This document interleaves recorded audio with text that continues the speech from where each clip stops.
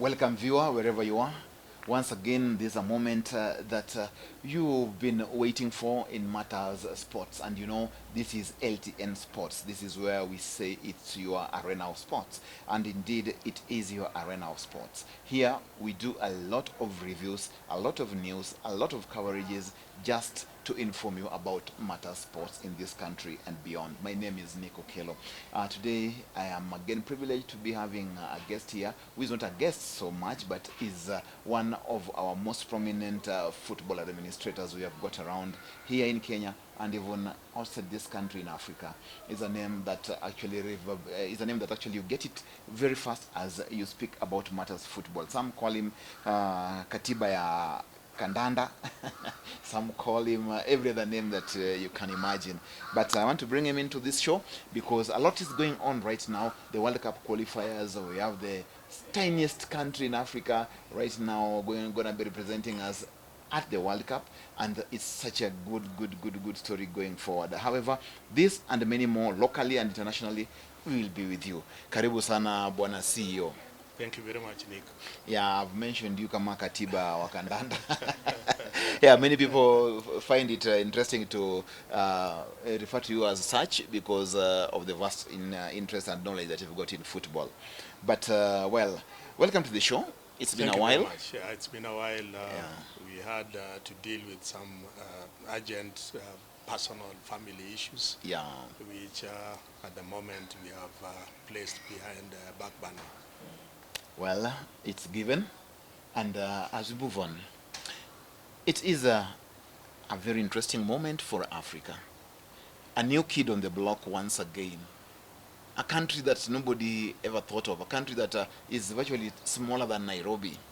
Has gotten itself to a position where everybody envies or everybody anticipates to be, and that is at the World Cup stage. And you know, it's very interesting. Cape Verde have been building gradually. We could see it coming. But now, yesterday, yes, they booked their ticket to the World Cup. Yeah, that is true. Kudos to Cape Verde for that historic achievement. Qualifying for World Cup is not a mean achievement. It is, as a result of good preparations, good planning, and eventual good execution of the plans. And, we can now see the results. A couple of years ago, I think, we remember having played against Cape Verde. I think it was a match that we won, which eventually gave us the opportunity to participate, if my mind flashes back. It was a match which we won and eventually enabled us to participate in the 2014 AFCON. Yeah, is it about, it's about 13 years or so, 13 or 18 years back it's then? About 12 years ago. Yeah. Yeah, 11, 12 years ago. Yeah. So they made deliberate efforts, one, to continuously, enlist Cape Verde in the various national team A, competitive tournaments, both at FIFA and at CAF. And we can see what it means to have a long-term, strategy with respect to achieving the ultimate goal. It is the biggest honor for any player, any football player, so to speak, to participate in the World Cup, during his lifetime and during his playing career. And that is exactly what we can see is going to happen to this crop of players who have been turning out for Cape Verde in the respective qualifying matches. Now, at least let's debate a little bit about this. Cape Verde, a tiny island, a population that is less than Nairobi's population, a GDP that is lesser even than the GDP of Kisumu. This country is doing wonders, and you could see them leaping from every step to every step, just like you said, doing the structural work from the youth to where they are right now. But then, That alone is not enough. Looking at the squad of Cape Verde, they don't boast any serious international players who play in the biggest leagues of the world, like in the Serie A, in the Premier League, or any other thing. Actually, most of them are middle-level players, but they are going ahead of Cameroon, who have every good name that you'd want to mention in the Premier League. Talk about Wakena Brian Mbeumo, talk about people like Kena Onana. Everybody else around that place is a superstar. But on this, we don't have players of that caliber, but they've made it. Well, you are right. You are right in the sense that you have mentioned individual talents in respective clubs. But we are looking at a crop of players who apparently are playing in, majority of them basically are playing in Portugal. And two, those that are not playing in Portugal are equally playing in some middle level clubs in their respective leagues, wherever they are, right? Scotland, Colombia, Crew in the US, mentioned, but they are first time players. They make the squads in those respective clubs that they turn out for.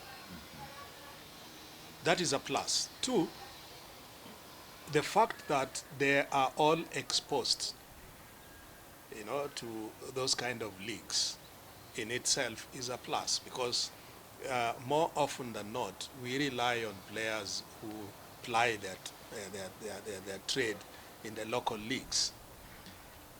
The local league in Cape Verde basically has probably about 62 teams, so I'm made to understand, but there's really nothing much, with respect to the level of the local league. So that is why, as the players continue to, be identified locally, they have an opportunity, they have a system through which they ensure that those talents who emerge in the local, leagues are exposed to these clubs which participate in the elite. If not the elite, then the second elite leagues, wherever they are. I don't know whether you also want to add about political goodwill, the government, because some of these things are not very easy to achieve when you don't have a supportive government in hand to help you out in these matters of football. Like, would you say, or do you think that the government of Cape Verde is also part and parcel of this success story? Well, the opportunity begins with the federation.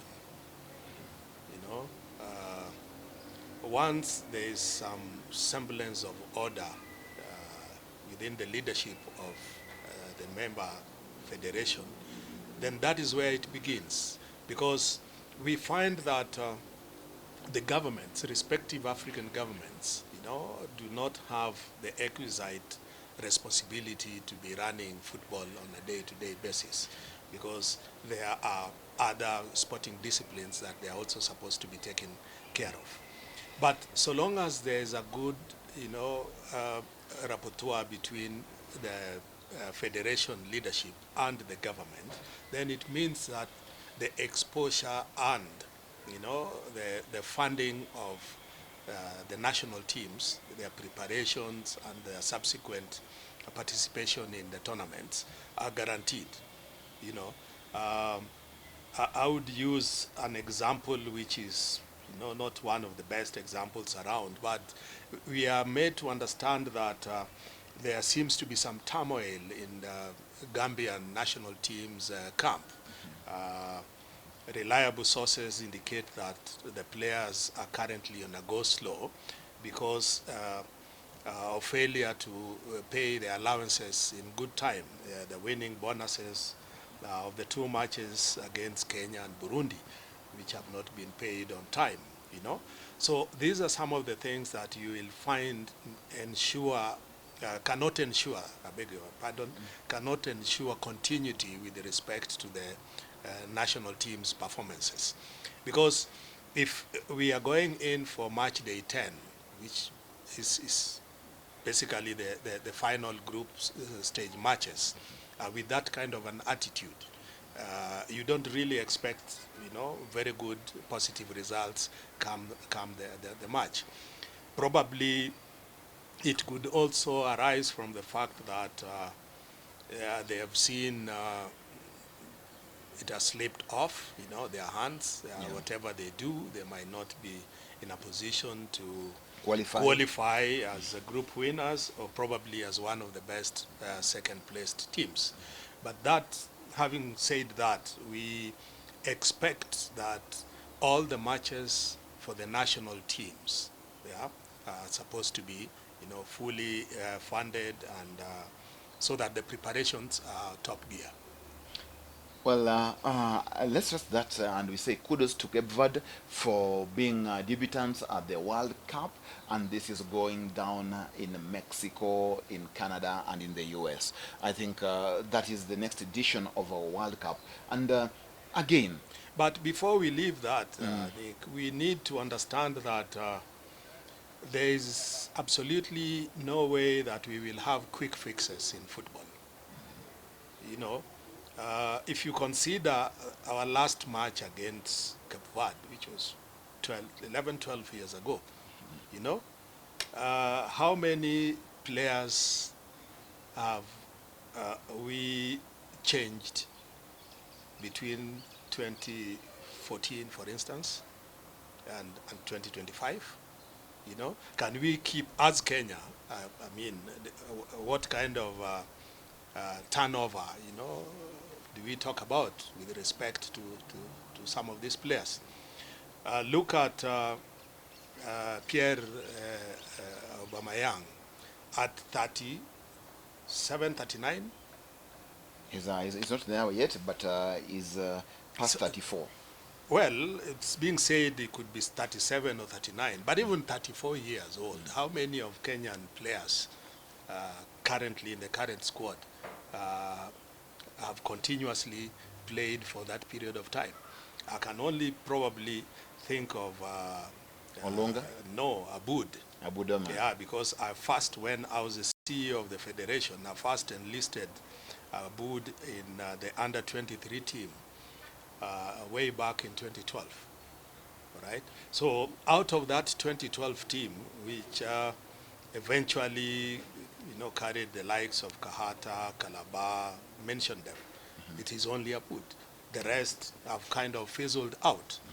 Okay? So these are strategic planning that ought to be fulfilled or put in place by the federation. So is it the federation or the individual player who has to keep top discipline and remain focused into the game to remain relevant for this long? Because there is the federation, as you say, yes, but then most of it, I do believe, will be contributed by the players' discipline, players' input in and out of the field, their discipline, their way of life, and all this. We know players who've been so promising, and they fizzle out immediately as soon as they come, and their story goes like that, simply because of discipline issues, simply because we didn't have proper management at their very formative stages, and therefore we lose them somewhere into their mid-prime prime time, and they go unnoticed. Well, the federation plays a big role in fact, because it is the federation that organizes for the training,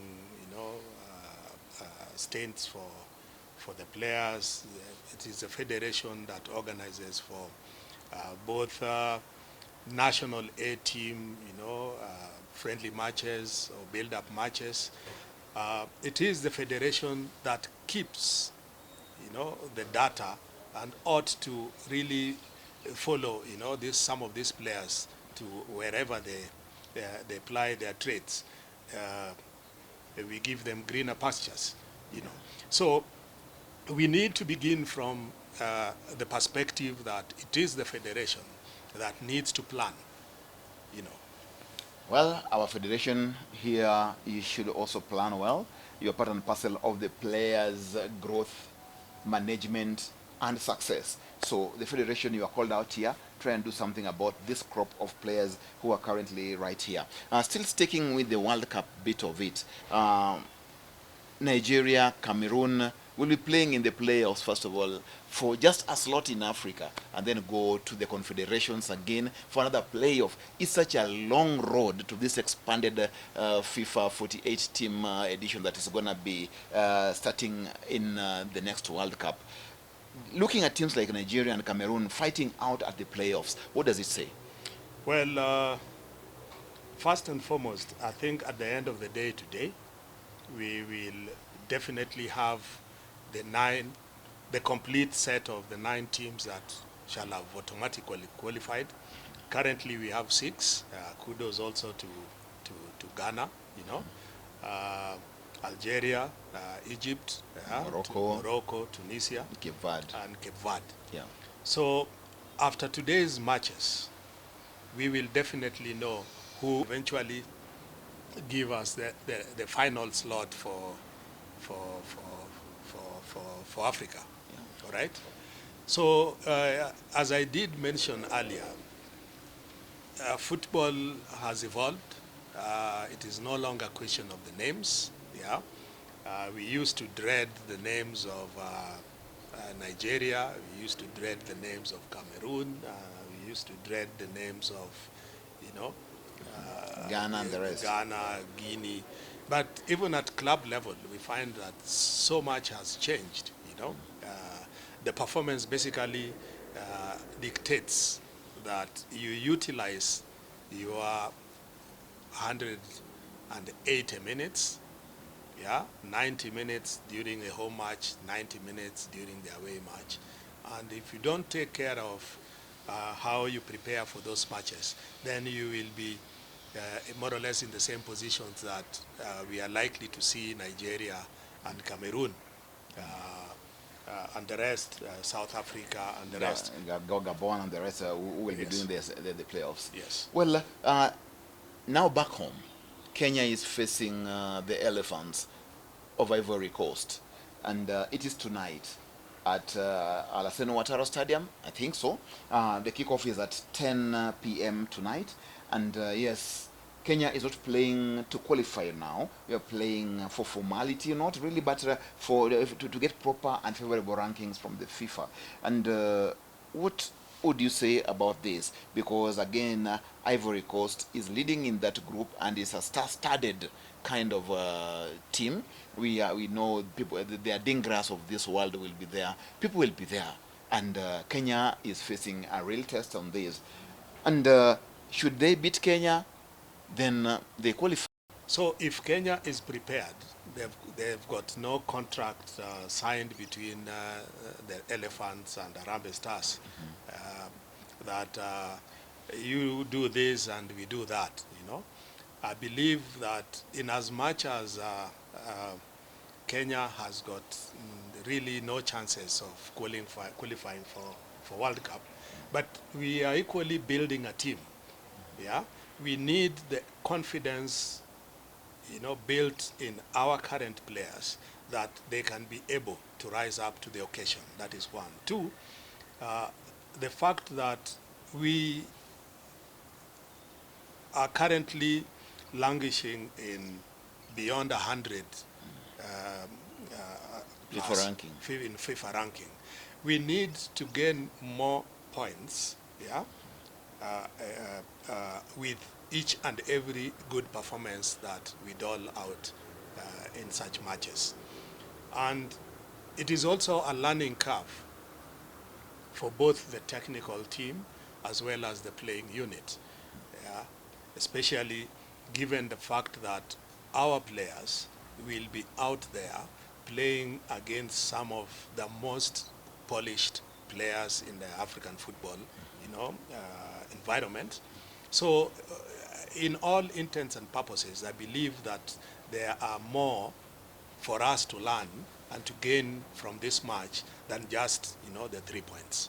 Then we have this youngster, Mansoon Okwaro, who Coach Benny McCarthy seems to have liked in many ways, and he could be beginning on the left.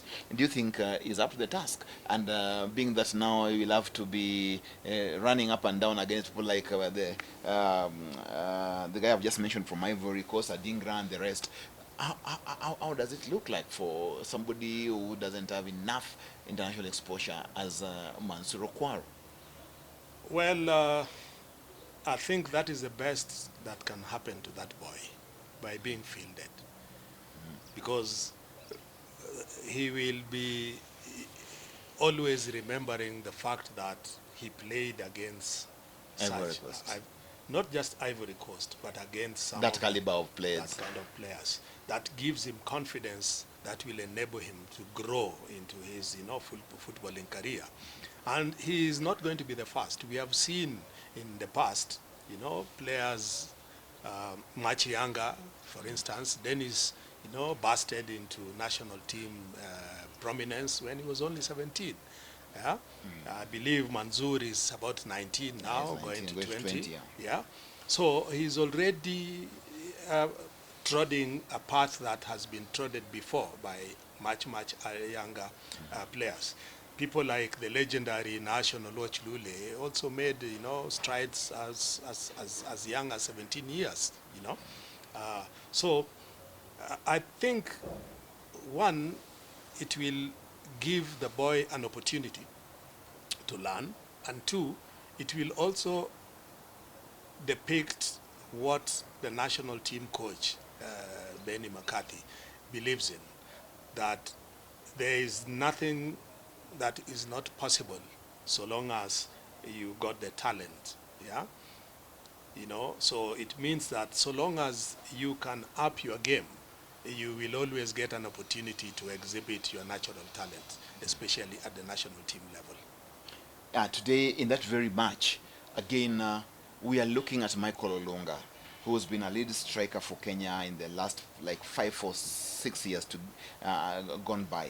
Until now, we have a new sensation in the name of Gam and the rest. But now, Olunga is at 34 goals for the national team.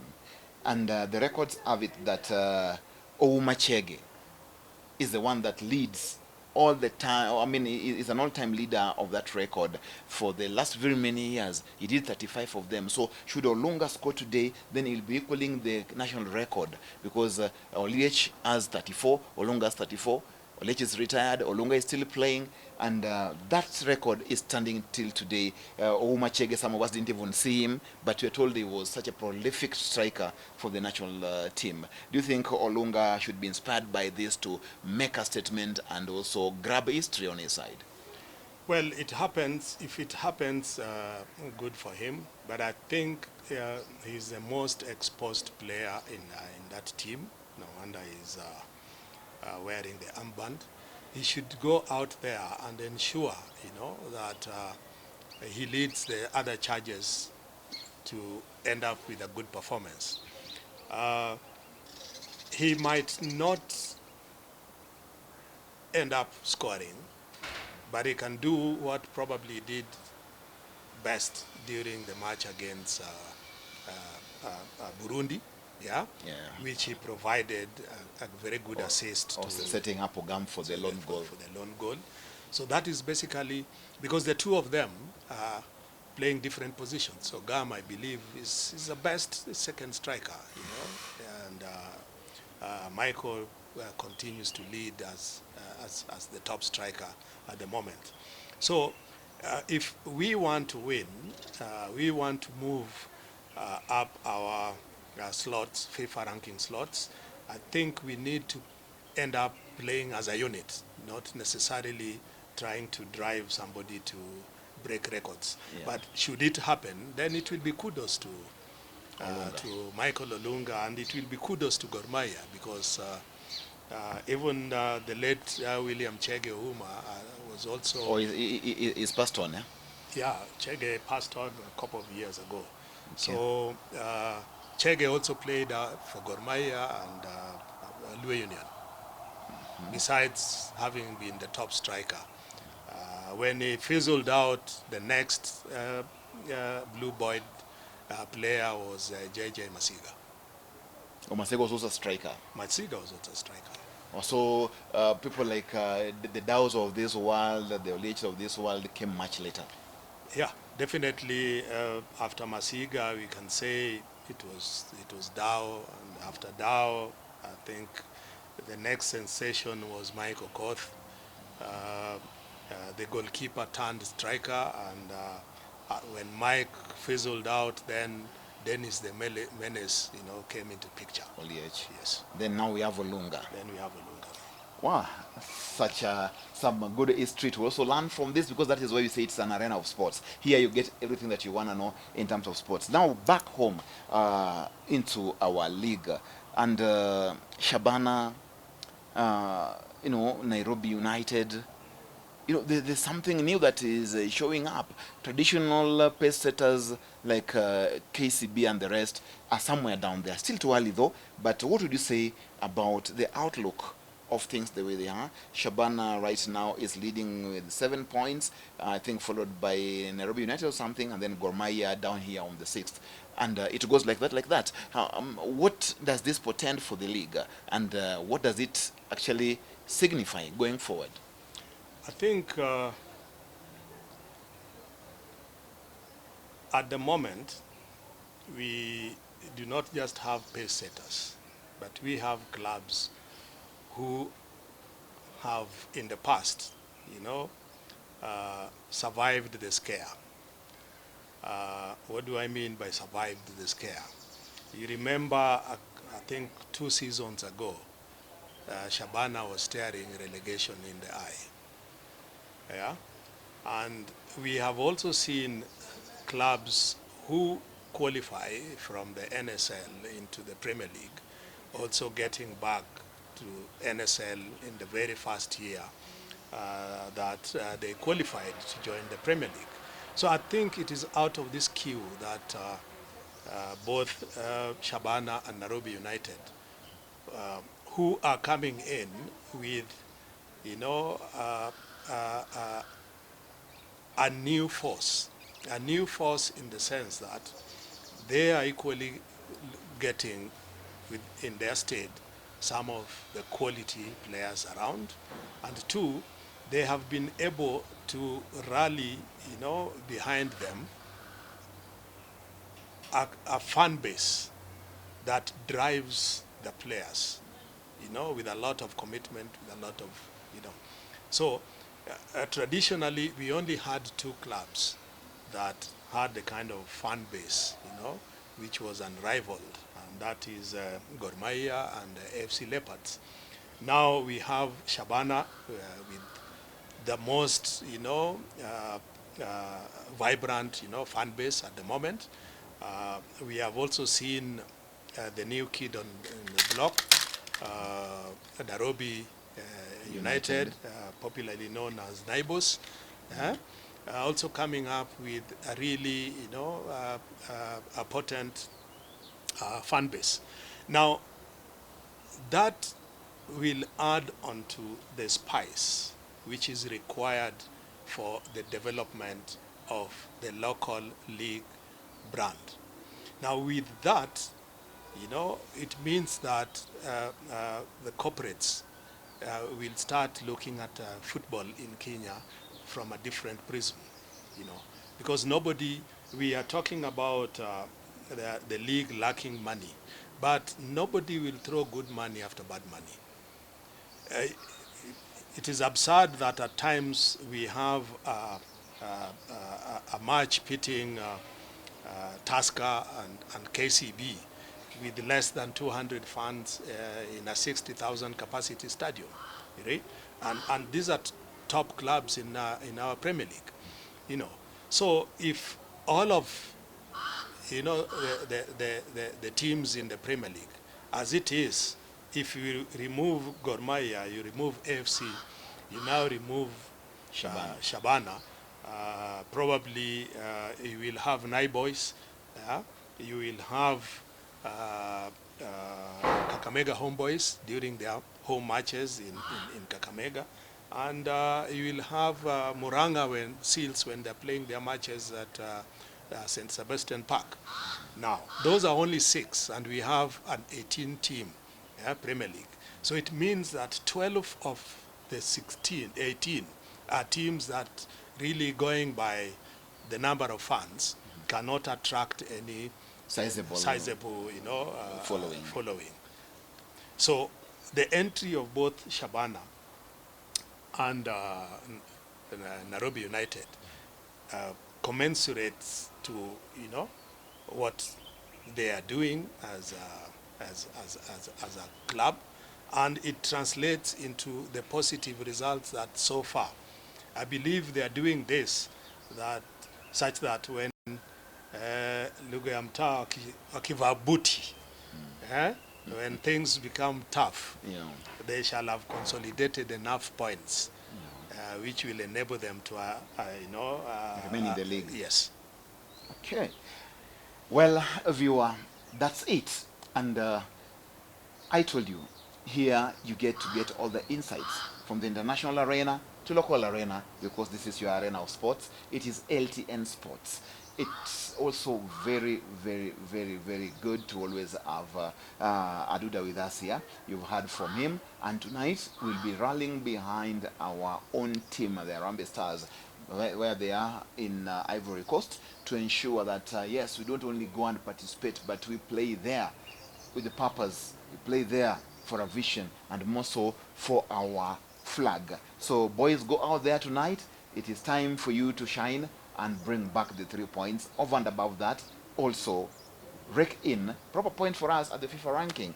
Mr. Duda, thank you very much for your time. I think hope, before we finalize, it is important to mention something which I believe maybe in 1 minute or so should be able to help us, develop. That is, I did make a suggestion to the chairman of Leagues and Competitions Department in FKF to try and lobby the National Executive Committee to increase the number of foreign players that can be registered by our clubs. The most important reason was that it will enable, once our clubs are able to, attract quality foreign players into our league, then the local players will have an opportunity, to up their game, to learn from some of these players, and also for them to be fielded, they will have to up their game. Once they up their game, then the standards of our league will, with time, go up. Well, that's a debate that we'll have next time. I know it's something that has been adopted, and I think sooner or later you will see teams now having more foreign players. The foreign quota, as it is supposed to be, will be expanded to from 5 to 7, I think. Yes. And that, like you say, portends some very good gesture in terms of our league's growth, and even the way it shall always bring what we call favorable competition among the players. Now, because of time, let us end at that, and know that again next week we shall be having Mr. Duda on board, and our topic of discussion will be, yes, the foreign quota and what it portends for us as a country and what is done elsewhere, so that we make comparisons and understand just how good or bad is the foreign quota to local leagues. Thank you very much again, and till we meet next week, it's been me, your host, Nick Okello.